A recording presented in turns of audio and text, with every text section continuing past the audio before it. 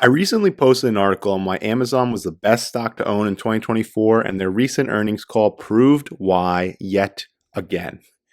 Amazon is increasingly becoming the marketplace for all commerce, and yet this is the least exciting part of the business.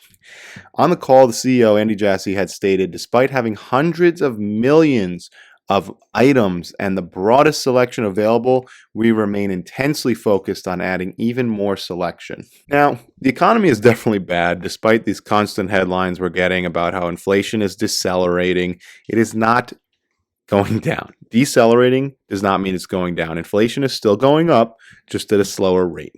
Now, as a result of this, many businesses are struggling. Yesterday, I went to TJ Maxx, which, by the way, is a great recession-proof business. I waited in line there, but nonetheless, despite their discounted price tags, I bought a couple pairs of socks, some briefs, a couple pairs of gym shorts, and a bag of dog treats, and I spent $100 for some socks.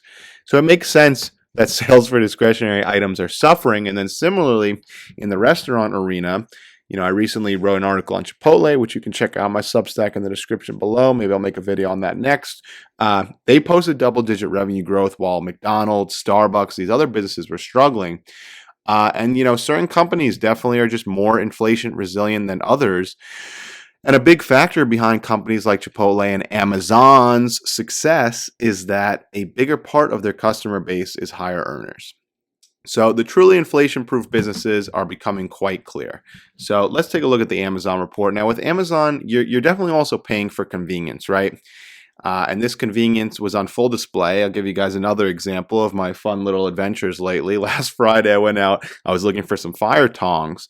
3 stores and 3 hours later, I went to Lowe's, I tried a couple other places, I returned empty-handed, unable to find the tongs. I immediately ordered them on Amazon, and then they arrived on my doorstep the next day. So Amazon offers convenience on a level truly no one can compete with, and that's really just the tip of the iceberg. So let's look at their Q1 earnings. I'll highlight some segments that really stood out to me, and then look at the important revenue trends. So, on the AI front, Amazon is doing a lot. On the business-to-business side of things, companies that are using AWS, they're increasing productivity by saving employees time on tasks that used to take hours, and they can now be done in seconds. On the retail side, you can use Amazon's AI shopping assistant Rufus. It's saving users time, answering questions. I could go on and on about all the AI stuff going on, but let's just say they're doing a lot, and it's definitely increasing efficiency for businesses and shoppers alike by saving them time and, helping with much, much more. But don't take it from me. Andy Jassy is a guy that built AWS, and here's what he had to say on the call about the opportunity with generative AI, likening it to a paradigm shift akin to the internet. He said, on the topic of generative AI and the opportunity, I don't know if any of us have seen a possibility like this in technology in a really long time, for sure, since the cloud, perhaps since the internet. Gen AI, perhaps as big of an opportunity as the internet. I would take what he says seriously. Now, on the topic of Prime Video, Amazon's really stepping it up. They just had Fallout, which brought in 65 million viewers. It was the second most watched title ever on Prime Video through the first 16 days. They also added to their Thursday Night Football rights. So they're also going to broadcast a playoff game exclusively on Prime this year. So they're definitely doing a lot, cementing themselves in the home. They've got all kinds of products also like Fire TV, Alexa, Ring doorbells, Blink cameras, and more. There's just no future in which more people are not using Amazon for even more and more frequent purchases in higher dollar amounts, from products to services. I just don't see any other way that it's going to go. And then before we get to their revenue breakdown here, they talked a little bit about their self-driving robotaxi Zoox, which is in its early stages, but it is progressing. It's getting approved in certain parts of California and Nevada. It can operate in predetermined zones. So unlike Tesla's autonomous driving, which can be used anywhere, I do think it's still worth noting nonetheless. They're doing a lot on a lot of different technological fronts of the future. Now, if we look at their revenue breakdown, There's just so much the company's doing. I mean, they're truly in every industry of the future. They've also got these Amazon robotics fulfillment centers they're opening, which are helping with repetitive tasks. They're making warehouses safer.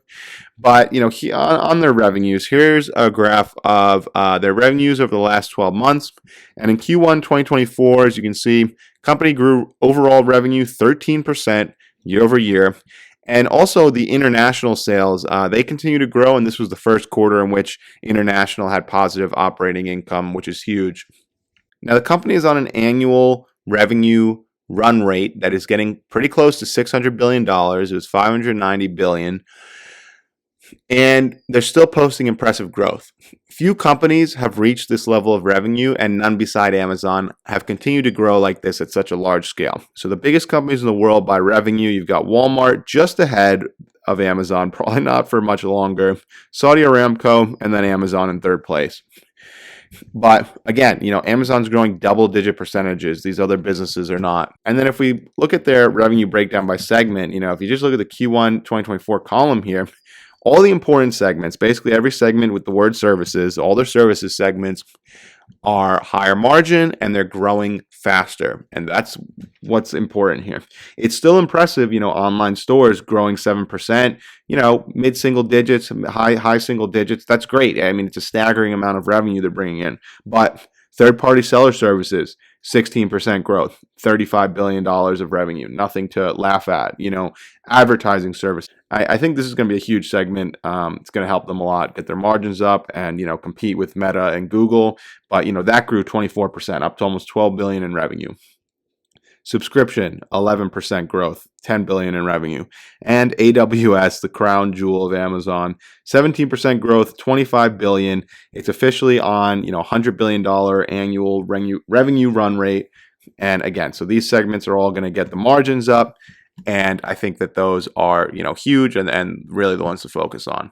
Now, you're always seeing these headlines. This is the next Amazon, whatever company they're talking about. They're always wrong. Amazon is the next Amazon. 5 years from now, do you think Amazon is going to be bigger or smaller? Technology changes fast, but the physical logistics network Amazon has built out took 20 years. It took hundreds of billions of dollars, and they continue to improve it, giving Amazon the strongest moat ever created, I believe. Now, they also continue to optimize, they're continuing to invent, and now they've got a huge amount of cash piling up on their balance sheet. People will always need to buy things. Those things will change, but the place they buy them will not. Amazon will continue to win massively. If you enjoyed this video, don't forget to like and subscribe. Let me know your thoughts down in the comments below. Also, stay tuned. Next week, we've got a lot more earnings coming. I'll be covering Symbotic and Rivian, so make sure you subscribe and so you don't miss out. Check out my Substack, linked in the description below. You can sign up to get free articles emailed to you, or if you consider becoming a paid subscriber to get community access where we're doing weekly calls and I'm sharing all my stock and options trades. This is Vinny from the Investment Club. I'll see you guys next time.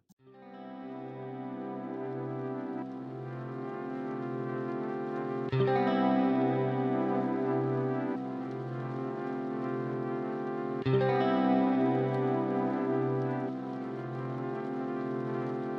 you.